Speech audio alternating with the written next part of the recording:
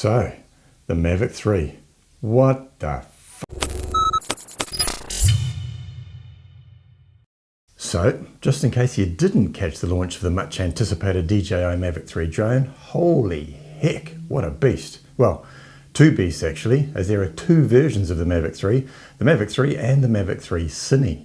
As for the launch event, well, that has got to be one of the most impressive launch event videos I have ever seen. It went for almost half an hour and I was riveted the whole way through. They've clearly been testing the drone for quite a while, because the production of this video, going to all those amazing locations, testing, filming, compiling, editing, would have taken quite a while. And as they said in the video, we've been waiting for quite a while, and it was certainly worth the wait. Good things come to those who wait, they say. And I say, you've been waiting long enough. I just said that. The specs on these things are nuts. Dual cameras with a 4/3 sensor and a 1/2 inch sensor and a telephoto lens on one of the cameras. 5.1K at 50 frames a second, 4K at 120 frames a second, and 1080p at 200 frames a second is really just amazing. An Apple ProRes codec and 1TB SSD drive on the City version, and that's before you even look at things like a 30km or 46-minute battery flight time, and APAS 5.0, which gives a totally omnidirectional sensing system with a 200-meter forward detectable range. 200 meters.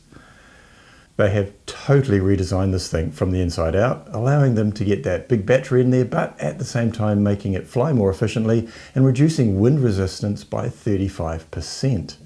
35%! They've updated the active track to version 5.0, allowing it to track objects in virtually any environment, thanks to the APAS sensing system. They've added an advanced return to home function, where the drone analyzes the environment and autonomously selects the best way home, and doing so in such a way that maximizes flight time before it actually has to go. Then they've updated OcuSync to a newer O3 Plus system and included the ability to add a cellular transmission dongle that utilizes the 4G network to connect pretty much anywhere. What?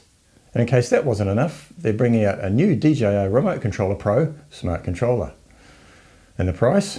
Well, in New Zealand dollars, if I bought one right now, I could buy the basic Mavic 3 for around 3,400 New Zealand dollars, the Fly More Combo at around 4,500 New Zealand dollars, and the Mavic 3 Cine Premium Combo at just under 8,000 New Zealand dollars.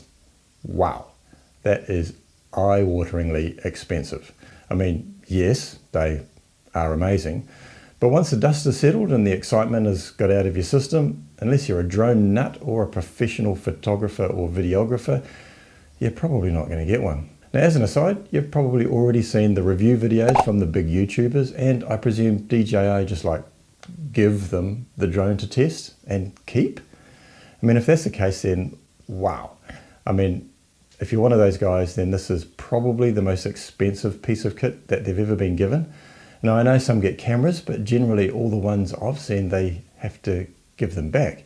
But I'm guessing these drones, they get to keep. And if that's the case, then wow.